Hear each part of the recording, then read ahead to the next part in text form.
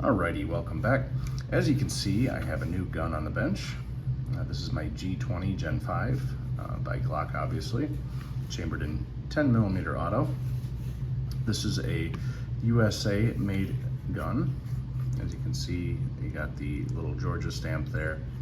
But yeah, so that is kind of cool.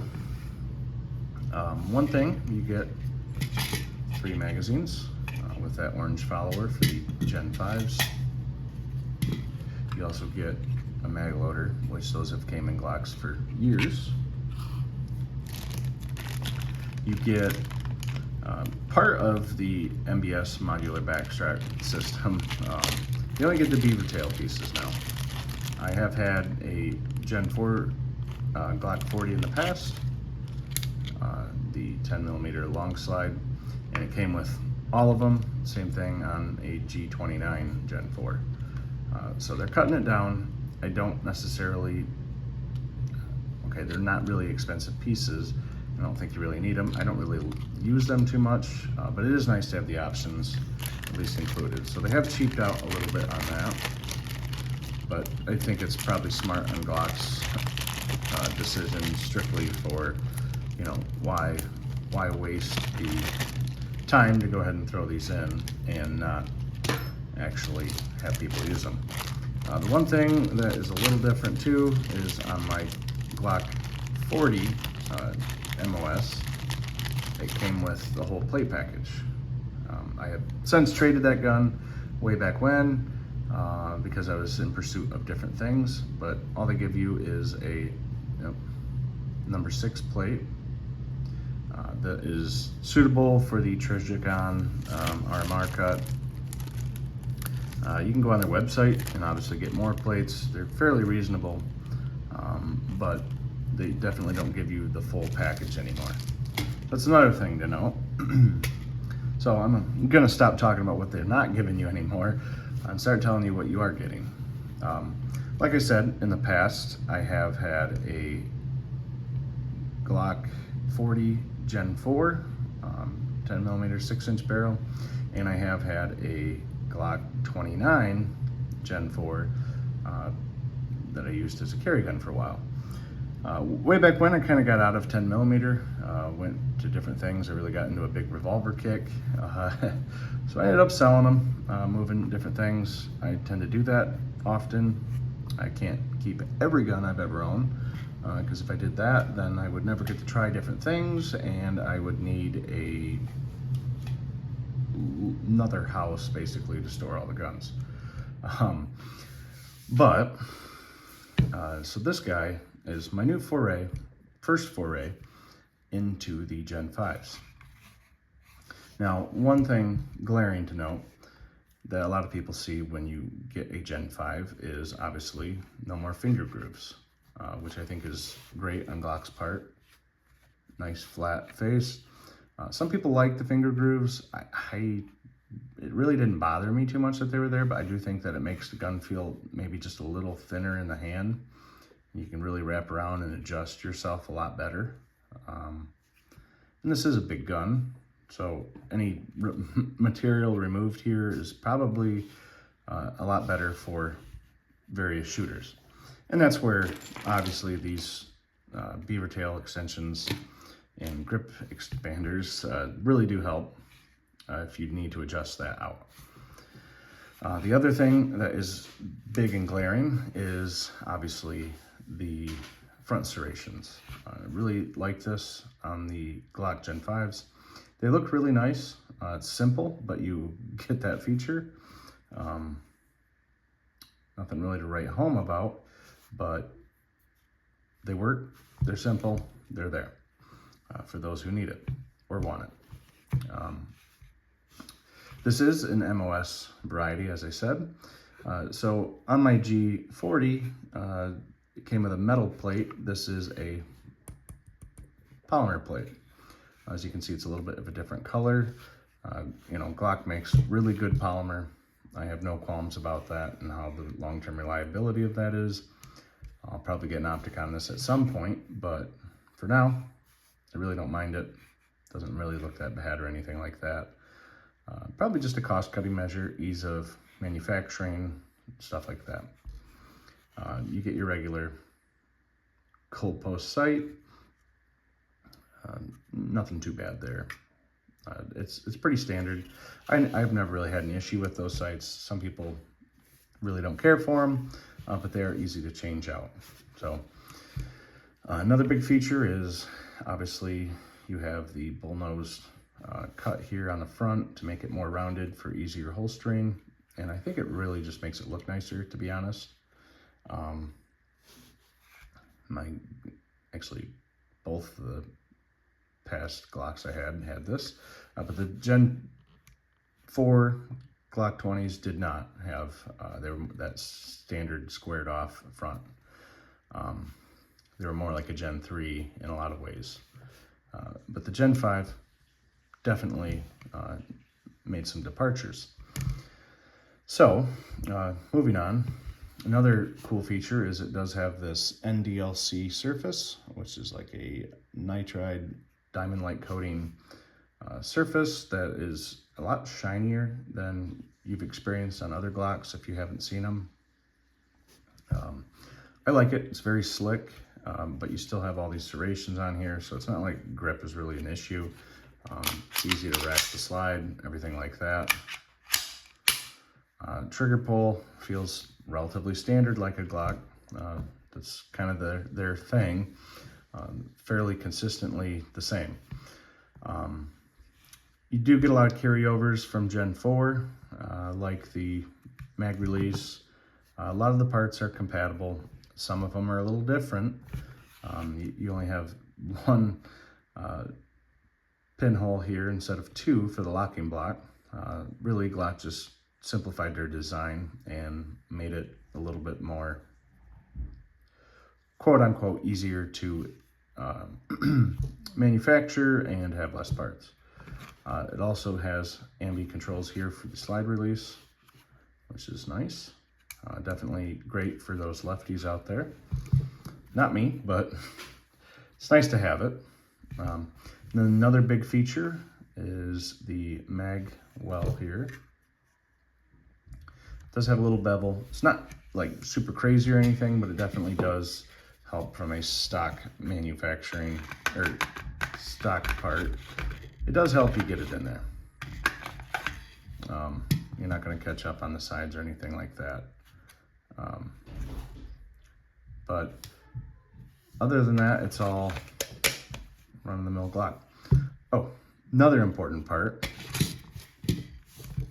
The barrel is the, why can't I think of the name of the barrel? It's their accurate barrel. It has a recessed crown, a little bit different polygonal rifling in it. It's supposed to be an improvement over the older barrels. It's supposed to be a little bit tighter tolerances too.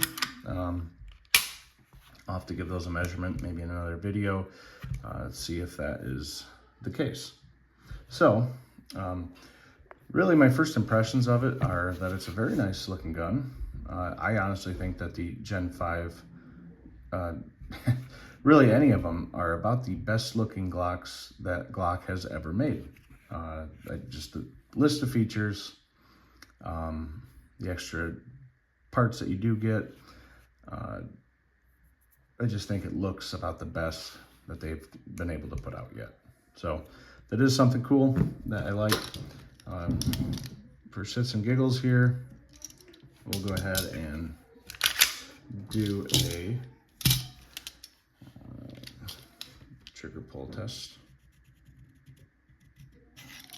Oh, I didn't get the, hold on here. Gotta make sure I get that trigger safety in. That was 6.5.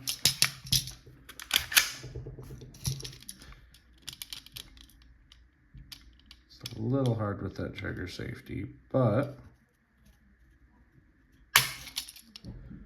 there we go. So it's about that 5.5, 6 pound trigger pull that they pretty much always are. So really, my main uses in why I got this is kind of an outdoors gun, kind of a home defense gun. I've been into 1911s a lot recently. This is nice to get back into some 10 mil stuff. I don't think I'm going to go wrong here.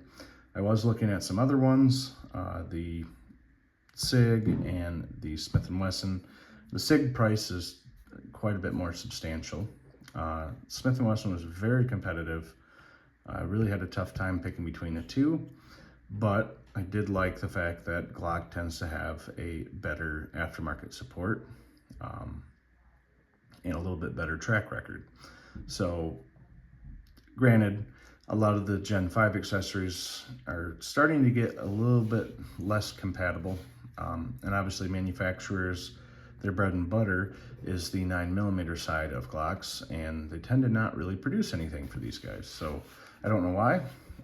Obviously it's a sales volume. I guess I do know why, but if you're gonna sell a lot more 9mm, you're gonna have a lot more 9mm parts.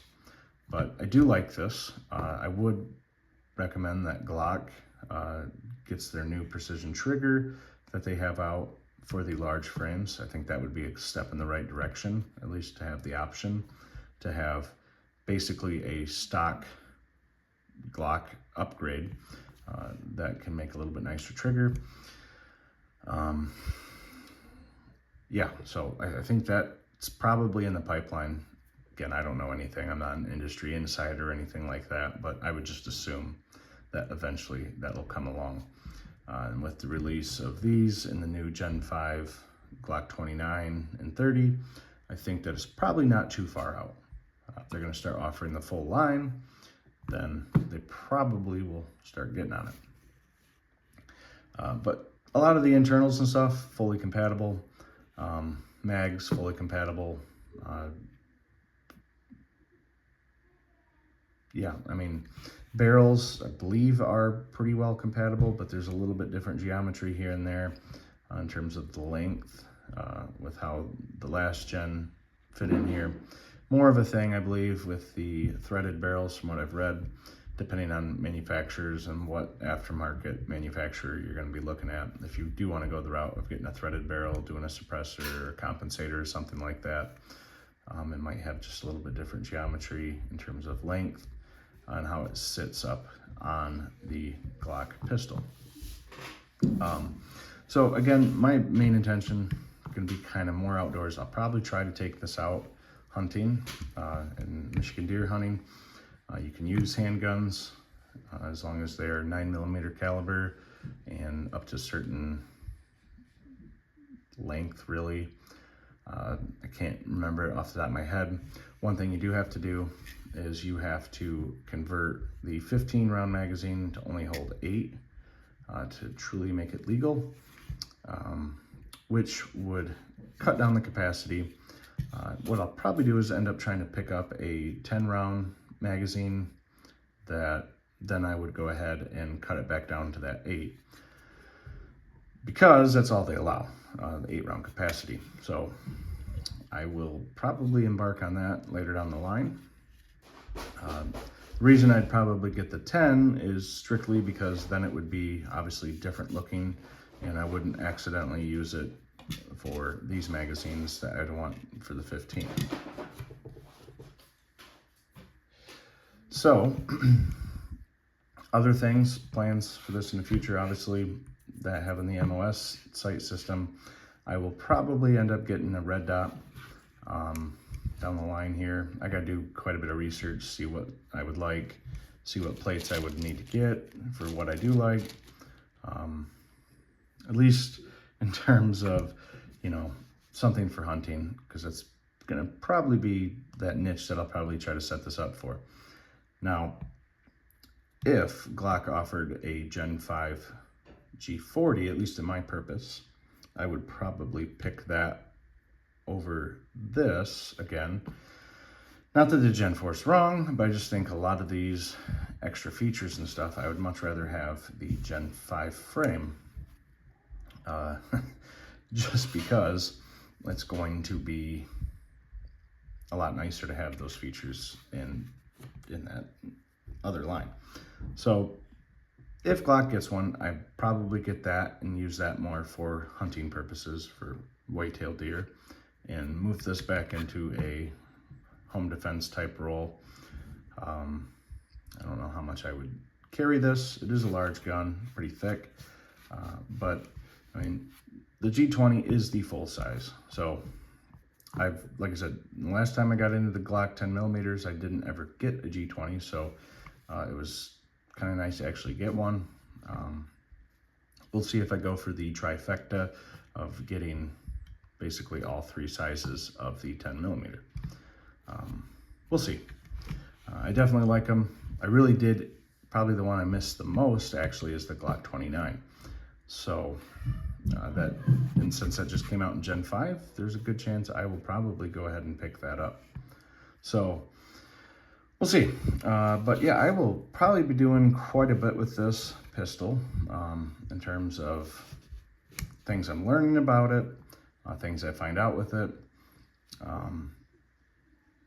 Yeah, it's just going to be a learn and see, wait and see, that type of thing like that.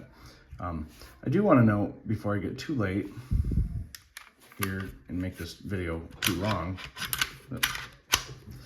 a lot of people don't really talk about it, but on these Gen 5 frames, I've noticed that the frame has extra material here that's kind of ramped up. Glock doesn't really say that in any of their literature or anything like that, but I can only assume that that is their cure for the pig nose. Which, I mean, that's cool. They got an option there to try to mitigate that pig nosing that people kind of derided Glock on. Now, it was kind of a badge of honor. You shoot them enough, this is going to heat up and bend. But the fact that they don't say it makes you just kind of think like they don't really want to basically admit to an issue. Not really an issue, didn't affect anything with the gun and how it operated, but it's a glaring design flaw, so to speak. But looks like they are trying to redeem themselves on that. And I think with this package, I think it'll be a great for at least my outdoor use carry, as well as home defense, and maybe even a little bit of concealed carry. So if I find the right holster, I will probably maybe carry it at least in the winter months. But yeah, so I don't know. Let me know what you guys think. This is, like I said, pretty cool gun. Best looking Glock that I have seen really to date. And yeah, pretty cool. So let me know what you guys think, and thanks for watching.